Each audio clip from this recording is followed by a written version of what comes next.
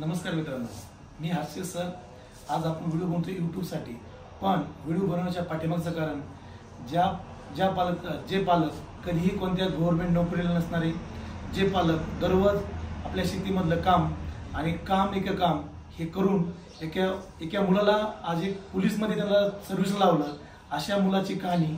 जो मुलगा आपल्या टायगर अकॅडमीमधून ज्याने रायगड पोलीसमध्ये सेकंड नंबर मारला, असा निखिल परकाळे आज आपल्या सर्वांना भेटण्यासाठी आलाय. निखिल परकाळे, नमस्कार. नमस्कार. तुला आज काय वाटतं बरं अकॅडमीत आल्यानंतर? सर, कशी असते भरतीच्या अगोदर जी अकॅडमी सोबत नाळ जुळलेली असते, ओके, आणि त्या जुळलेल्या नाळामुळे जे अकॅडमी बद्दलचं जे प्रेम आहे, ओके, त्या प्रेमापायी आज अकॅडमी मी फर्स्ट टाइम आलोय.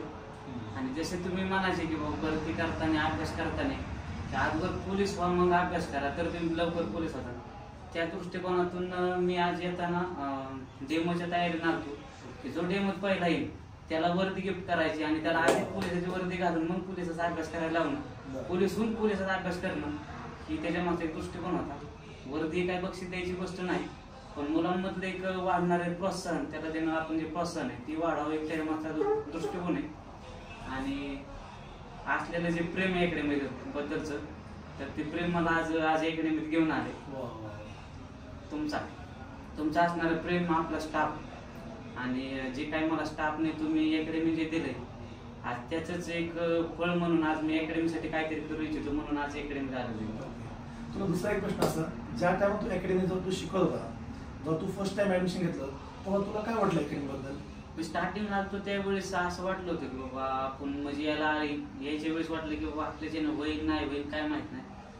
पण इथं आल्यावरती ग्राउंडला ज्यावेळेस सकाळी उभं राहिलं मी, फक्त तुमच्याकडे बघूनच असं वाटलं ठीक आहे आपण मारू शकतो काही विषय नाही. आणि लेक्चरला बसल्यावरती मी स्टार्टिंगला असं म्हणजे एकदम डोक्यावर जायचं.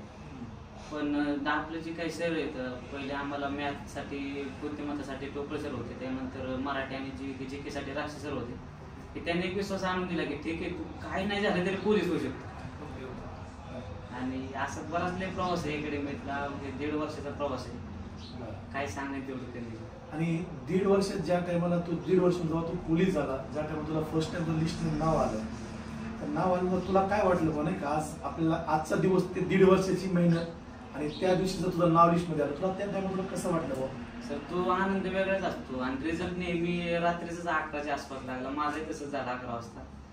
त्या दिवशी तुम्ही बाहेर गेलेला होता, मी रातभर आमची जेवढी बेड मधली पोरं होती ते लॅब मध्ये होती, मी कुणालाच झोपून दिलं नाही. तो आनंद एक वेगळाच असतो की एकदम भारी फिलिंग होती. आणि खरं सांगायचं म्हणजे काल माझ्या सर्व्हिसला कम्प्लीट 1 वर्ष झालं आणि ते एकदम मस्त गेलं. तुला आणखी प्रश्न हा विचारतो मी तुला, ज्या टायमाला तू अकॅडमी होता जेव्हा तुझ्यावरती काही प्रसंग असे आले नाही का, ज्या टायमाला तू अभ्यास करत होता, घरचे काही प्रॉब्लेम असतील किंवा तुझे वैयक्तिक काही प्रॉब्लेम असतील, तू त्यावेळेस कसं तू सामोरे गेला? तू आज तू रायगडमध्ये तू सेकंडला आहे, तू या गोष्टी कसं तू सामोरे गेला? सर, जेवढं महत्व आपण भरतीच्या अभ्यासाला देतोय तेवढंच महत्व आपण आपल्या फॅमिलीला पण दिलं पाहिजे. पण माझी फॅमिली मला पूर्ण सपोर्ट मध्ये होते, त्याच्यामुळे घरी काय गोष्टी होत्या हे मला काही सांगत नव्हते, पण शेवटी मित्र असते शेजारी बाजार, ते सांगतात मी केलं असं झालं तसं झालं, आणि त्या गोष्टी मला कळायच्या. पण वडिलांचं एकच ध्यास की माझ्यावरती काय बी होती, माझ्यावरती मी गाव बी सहन करेन, पण ते गाव जर जिरवायचं असेल तर तुला पोलीस व्हावं लागेल, मग तुला कुठल्या परिस्थितीने जावं लागेल. मग तेवढ्या एक वाक्याने मी सगळं विसरायचो घरचं, आणि वडील नेहमी सांगत राहायचे तू अभ्यास कर, आपली एक दिवस परिस्थिती तुझा अभ्यासात बदलू शकते. आणि मग त्या दृष्टिकोनातून मी अभ्यास केला, तुमचं सगळं ग्राउंड केलं, आणि रायगडमध्ये सेकंड आल्यावरती तो आनंद वेगळाच होता. पोलीस होण्यापेक्षा यातून फर्स्ट सेकंड थर्ड मध्ये येणं तो एक वेगळाच आनंद होता. दुसरा एक असा प्रसंग आहे, तू ज्या टायमात तू ग्राउंड आपल्या अकॅडमीत तू ग्राउंड करत होता, जेव्हा 1600 मीटर घ्यायचं, तेव्हा तू काय टायमात तू कल्टी पण मारायचा, गोळा फेक असेल किंवा 1600 मीटर असेल किंवा 100 मीटर असेल. त्या दिवशी जेव्हा तू 1600 मीटर मारत होता, जेव्हा तू 1600 मीटर तू साईडला जाऊन बसायचा, पण ज्या टायमात तू भरतीला गेला, भरतीचं 1600 मीटर आणि या अकॅडमीत तू 1600 मीटर पळायचा, तर थोडंसं डिफरन्स काय जाणवतो? डिफरन्स असं काहीच नाही सर. इथं जेवढा दबाव यायचा ना, तिथं एवढा दबाव यायचा की त्या दबावाची तिथे गेलं होती सवय लागल्यासारखी झाली. म्हणजे तिथं मी रायगडला गेल्या वर्षी रायगडला मी पोलीस झालो नव्हतो, तिथं आलतो 1 महिन्याभरासाठी. गेल्या वर्षी रायगडला झालं नाही, त्याच्या आधी वर्षी बसतो. गेल्या वर्षी रायगडला ज्यावेळेस झालो त्यावेळेस फर्स्ट टाइम असं 1600 होत होती, ज्यावेळेस मला भीती वाटली नाही. कारण इथे दिलेले डेमो आणि झालेल्या बऱ्याचशा गोष्टी म्हणजे दबाव आणायचं तुम्ही आता अचानक सांगायची बाबा आता डेमो आपण तिचे दबावायचा पूर्ण पाय तर करायचं त्याच्यातून मी ते द्यायचं एक सवय लागून गेली.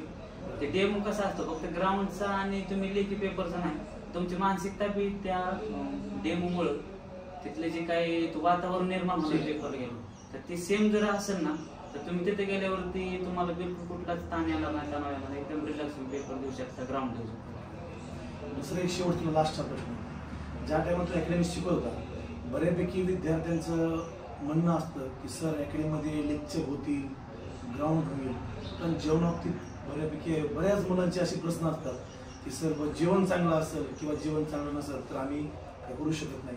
तू ह्याबद्दल काय बोलू शकता? तुमच्या माहितीसाठी सांगतो, ज्यावेळेस अकॅडमी द्यायच्या अगोदर मी जवळजवळ 5-6 अकॅडमी बदलल्या. त्याचं कारण फक्त जेवणच होतं आणि इथं कंटिन्यू 1.5 वर्ष पोलीस होण्यापर्यंत मी इथं राहिले म्हणजे जेवणाची क्वालिटी मी तशीच होती त्यामुळे राहील. कारण तुम्हाला एवढं ग्राउंड करायचं, एवढं तुम्हाला अभ्यास करायचा, त्यासाठी ग्राउंड जेवण आणि डाएट तुम्हाला योग्य पाहिजे. आता मी होतो त्यावेळी, आता कसंही माहित नाही, पण मी होतो त्यावेळेस सगळं इथंच व्हायचं. चुलीवरच्या चपात्या भाकरी राहायच्या, भाजी स्वतः वहिनी करते आणि सकाळी नाश्ता आणि डाएटचा विषय झाला तर सकाळी आम्हाला अंडी आणि केळ दोन्ही मिळायचे. आता तुमचं ते शेड्यूल माहित नाही कारण 1 वर्षानंतर एकडे झालं मग एवढं राहायचं. जेवणाविषयी काही विशेष नाही. लेक्चरचं ग्राउंडचं तर पोरं आले तर जात नाही, याचं मागचं काही कारण असल्याशिवाय जात नाही. हा होता निखिल बकरे की जी आपण छोटीशी मुलाखत घेतली. त्या मुलाखतीमधून फक्त मुलाखत घेण्याचं एकमेव एक कारण, जो आज तो रायगडमध्ये जो सेकंड आलाय त्याने सेकंड आला येण्याच्या पाठीमागचं कारण त्याचा पंचनामा झालं. निखिल, तू आता झाल्याबद्दल खूप खूप धन्यवाद.